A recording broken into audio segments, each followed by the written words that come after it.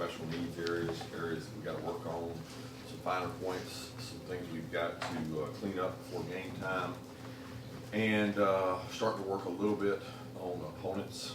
And it's the second kind of phase of camp for us that we led into, and school part more than anything, and just getting the guys caught up and better in every facet of what we want to try to get with our each side of the ball. So each coordinator is given things they want to work on, and we're going to try to target those things this week.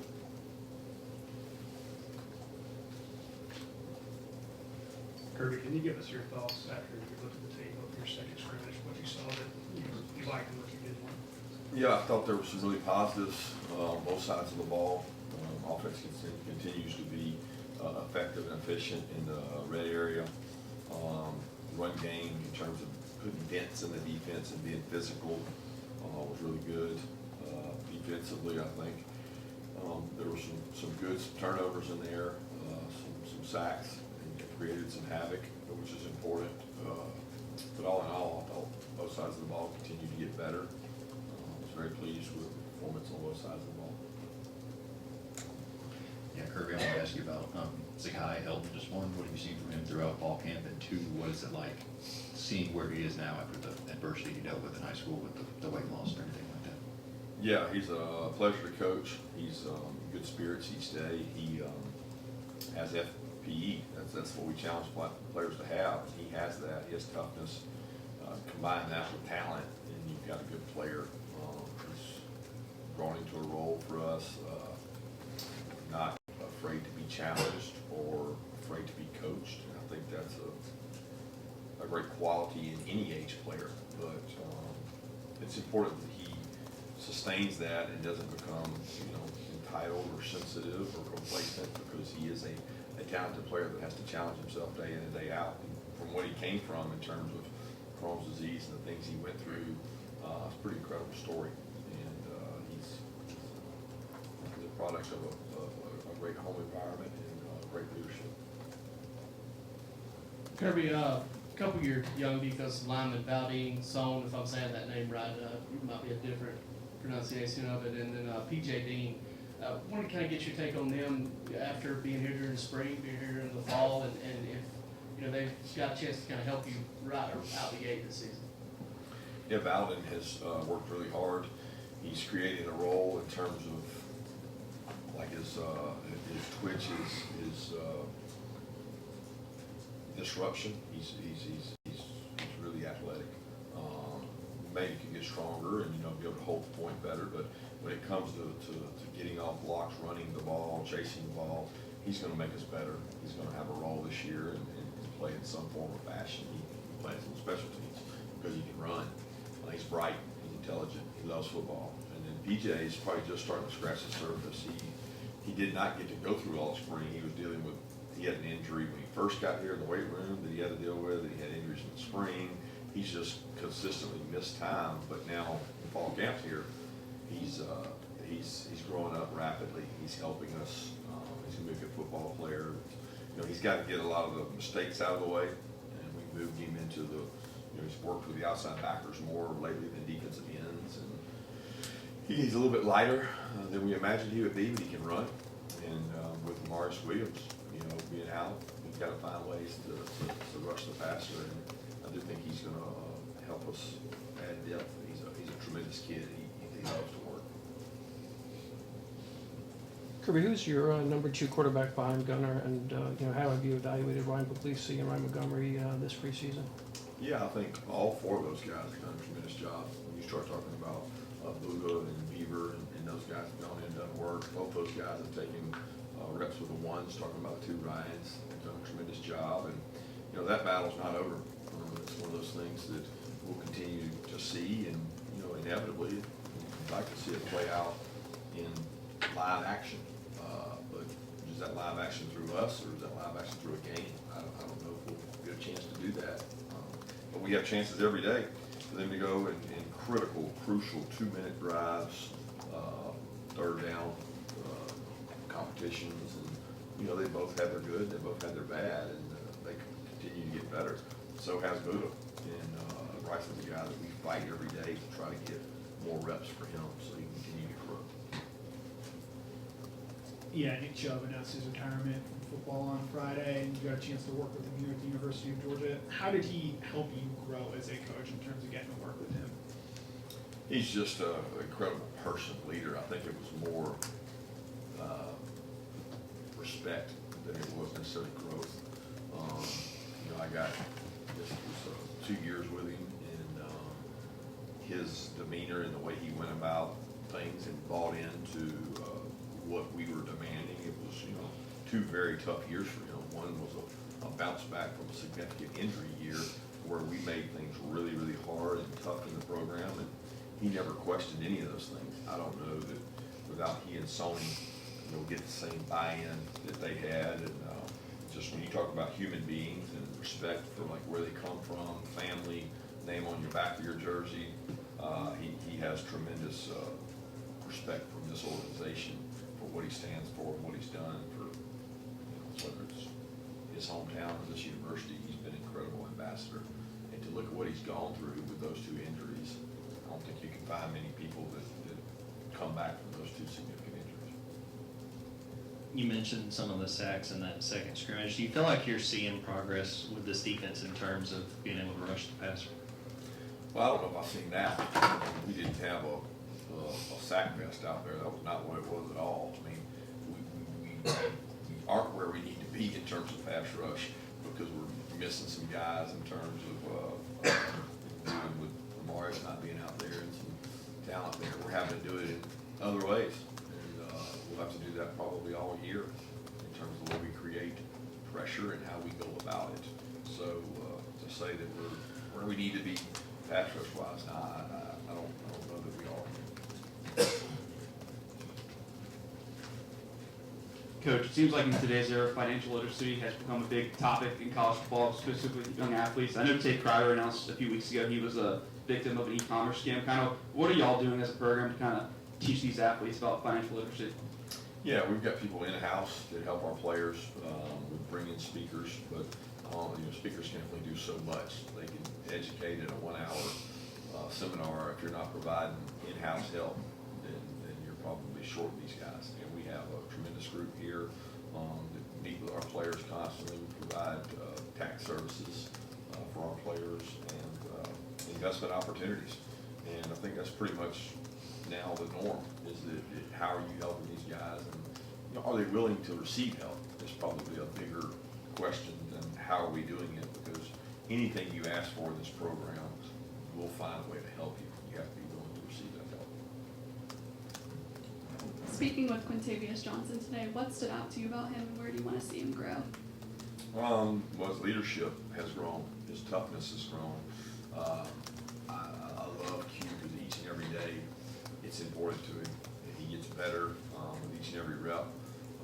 He kind of embodies the toughness of this organization. He has a great durable body. Like he's held up. He's been really competitive and helped us at the Sam position and the Jack position. And we want him to continue to grow. Yeah, we're also talking with Isaiah Kenyon today. Just what have you seen from him throughout his first fall camp, you know, here, and how can he help this offense once the season gets going?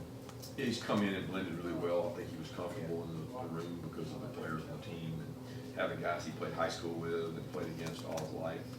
Just the general Georgia consensus of being a Georgia player, he's been around it. So he's worked really hard. He's relatively quiet, but he plays physical and he plays hard. He plays tough. He's not afraid to go down and make hard blocks and get people out, but he's also got speed and athleticism to be a weapon on the perimeter. And he's had a really good, quiet camp, and I'm very pleased with what he brought to our team. Great kid.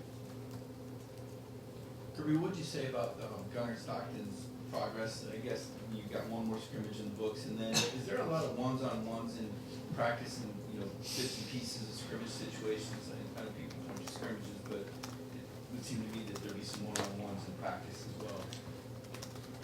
Yeah, we do one-on-ones the entire scrimmage. It's the only way we scrimmage. And then in practice, it's that way too, outside of periods when we're trying to maybe get a look at something and we want somebody to give a look and it's not our one-on-ones, but most of our practice is one-on-ones, and, you know, that's why you rotate quarterbacks in there too, because you want to see guys go against the one defense, you want to see them perform with the one offensive line, and see, you know, when you're evaluating these quarterbacks, are you evaluating them across groups and getting cross sections?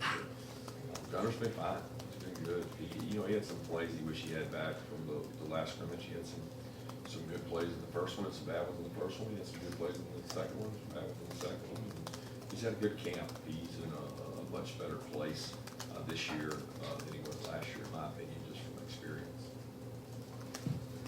What did y'all kind of see from Q out of high school? Because I know that he played several different positions, including quarterback. Just what kind of traits, athletic traits, and was there a little bit of an adjustment for him coming in? Yeah, it was probably an adjustment, but who is there not an adjustment for when you come into this place? I mean, you come in and there's big, fast, strong people that are older than you, so it's an adjustment for everybody. We like the fact he was a Wildcat quarterback, but probably the most intriguing thing, he played Mike backer and became 7-on-7, and he was an inside linebacker that dropped and played coverage in space. Most kids that have the spatial awareness to play off the ball don't struggle to move on the ball. They might struggle with physicality, but they don't struggle with the instincts and knowledge and ability to communicate and make plays and adjustments. And that was the case with him. He was able to pick it up really well, and he's got the size to go with it. Coach, got a two-part for you. Kyron Jones has returned from his injury, and what has he done to improve as a player? Obviously, rehabbing is one part of the process, but him actually getting better as a player, how has he done that? And then the second part is, how do you guys kind of manage some of these older guys that were coming off injuries, Jordan Hall, Gabe Harris, maybe Drew Bogle? How have you guys kind of handled them throughout camp? Yeah, on Kyron, I mean, I don't want to say there wasn't a lot to learn or a lot to improve on. Everyone has something to learn and improve on, but he's been a product of our system. He's a guy that grew up in the system, developed in the system, and his best football was really this time last year. He had a scrimmage too last year where he flashed and played well and earned kind of the ability to be considered a starter and rotate play. The foot injury has not changed that. It's just changed the volume with which he could practice and the volume with which we could play. And we had to prepare. I said he was not there because we don't know what he's going to be able to give us. And so far, he's done a good job. He's been on a little bit of a pitch count. And we'll have to rotate, play guys with him. But he's done a really nice job as an older player that the more you play in football, period, but the more you play in this defense, the better you play. And he's a product of that. He's a product of the guy that stuck around and stuck it out. And he's a good football player right now, playing at a really good level. We just got to continue to do that. We got to have a plan for him if he can't. And then your other question about the other injured guys, I mean, injured or not, those guys would have been on a pitch count this fall because I think a couple of them are fifth years and a couple of them are fourth years. And fifth and fourth years for us, if they're a returning starter like Gabe is and Drew is, and I really count Jordan in that group, you don't take every snap. There's not enough snaps to go around, so we spread them out more, and those guys have been on pitch counts in terms of snap counts for practices. Wanted to ask about Tyler Williams and Thomas Blackshear, a couple of your younger wide receivers, and sort of what you've seen from them throughout the last couple of weeks. Yeah, they both have flashed and made plays, need to contribute on special teams. They both have ability. They wouldn't be here if they didn't. I'm pleased with that entire room, and those guys enjoy work. They come out to get better every day. And they both had, shining moments. They both made some plays in the scrimmages and done a nice job. And they got to continue to do that. Kirby, obviously you've been doing the mic in practice for years. Do you remember what your inspiration for doing that was, and how much do you keep in mind that everyone within like a half-mile radius or whatever of the field can hear what you're saying? Well, I start thinking about that, but about period 3, I have not thought about that anymore. But there was no inspiration for it. It came from my voice, and I couldn't get across what I wanted to say without being hoarse every day or having a headache. So it was a better solution to a communication problem that I couldn't get to the other end of the field with my voice. So that thing would.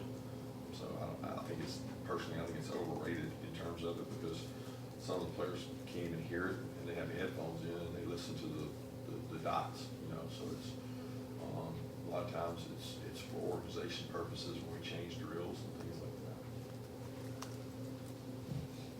that. Kirby, LSU seems to possibly be adding a couple players that previously were with Lane. Are you and your staff evaluating players on NFL rosters who may have gained or are pursuing gaining eligibility? And what do you think of those guys possibly playing college football this season? No, we're not currently evaluating anybody that's on NFL rosters, and, you know, my thought is just to each his own is my thought. I'm worried about our team, our organization, how we do things. The opportunities presented to the guys on our team is important to me. They've earned those opportunities through an off-season, through a summer program, through a really tough fall camp, and you have to decide, each and every person, if that's valuable enough to warrant replacing your players that, you know, have worked with your team with others. You know, hey, they might be better, so our job is to upgrade and try to get better as much as we can to win games. So some people feel like that gives them an opportunity to be better, and doesn't change their culture, then more power to them. But, you know, this thing's, it's tough. It's not affecting us in terms of timing, it's just, I think it's affecting everyone else. People don't follow the chronological history of this thing of like the year's experience, where 25 years ago, we had a guy play one play in the SEC championship, and he lost an entire year of eligibility at LSU because he played one play, and he was only given 4 years to play, and that one play cost him an entire year. He didn't get that year back. He didn't get those opportunities back. You know? And so then the advent of the rule went so far as to say, okay, we're going to give you 4 games plus 4 years. You know, and some people during that time lost out on a chance to get that because the rule came into place at a time when they had missed the opportunity to play in those 4 games. I didn't get afforded that opportunity when you play 4 games. Back when we did redshirt was one play. That was it. But then they came in and said, okay, you can have postseason be exempt. And there were people that missed out on those postseason exemptions, that they didn't get a part to be in those postseason exemptions, SEC championship, bowl games. But all those rules came about because they were needed, because rosters were dwindling, people were transferring, people were not playing in ball games, so they made them exempt and they changed them. But it affected different people each time they changed those rules. And this is a better rule, 5 for 5 is a better rule. So you can play as much or as little, and you get 5 years. So it's affecting different people in different ways. Coach, I know Nate Rager lost his dad a little bit ago, and I believe maybe you've got some other players on the team who are going through kind of similar. How is it, as a coach in this organization, how do you help guys like that kind of navigate through grief? And just how is Nate doing, you know, after all? Yeah, I think you can ask Nate that question. He's a tremendous young man. He's really close with his mother and respects his dad so much, and the loss of his father was impactful on him. We have a tremendous mental health staff here at the University of Georgia Athletics that supports that piece, and we have numerous people that our players can reach out to. Brad Hamburg does a tremendous job. And then, you know, TSET's been a part of our program for long before I was here. Coach Rick brought TSET on, and I don't know that I've met someone that is as talented at his profession, career, as caring as he is about the players. I think he's married double digits of players as the official person acting in the wedding, and he has spent a lot of time with Nate and knows Nate well, and he spends time with our injured players. And there's so many things behind the scenes that we're very fortunate to have people like Brad and TSET that I'm thankful the University of Georgia supports us to have those guys be part of our program. Time for one more question. Yeah, Coach, I want to ask you about Terrell Foster. This guy's been in the program. It looks like, just from some of the highlights you've gotten out from the open scrimmage you had, we've seen 30 make a couple plays. Where's he at, and how does he contribute to this team? Well, he's already contributed to the team. His character is undeniably one of the best on the team. He's one of the highest character individuals I've been a part of. Never heard the guy complain. I've seen him out there 3 years ago hitting sleds all by himself outside my office, just trying to get better. He's been on the scout team in some form or fashion every year. He doesn't take a scout team rep any different than his rep. He started on special teams unit. He's one of the most dependable, accountable, upstanding Georgia representatives there is, and we're very fortunate to have him. And he's fighting for time in the rotation. He's probably in that top 4 linebacker group to get playing time and help our team. Thanks, Coach.